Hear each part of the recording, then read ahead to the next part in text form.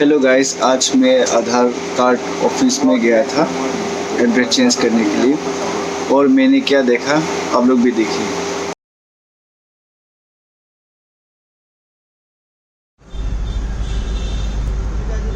कौन सा बिल्डिंग मालूम नहीं, लेकिन इसमें है।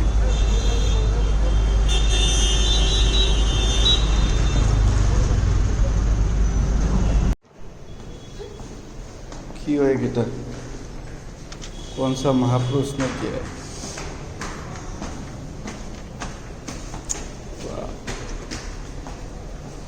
अजीबो गरीब पेंटर है यहाँ पे। इतना वाइट कलर का वॉल में देखिए, रेड कलर का पेंट।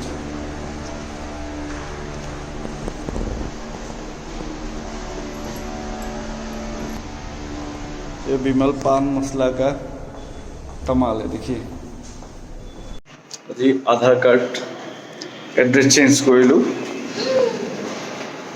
मजा लगे। बेसी टाइम ना लगे, आपनार 10-15 मिनिटते हो जाए। टकेनत किन्तु रखिबलगिया है, बाकी एकো रखिबलगिया নহয়। मान फास्ट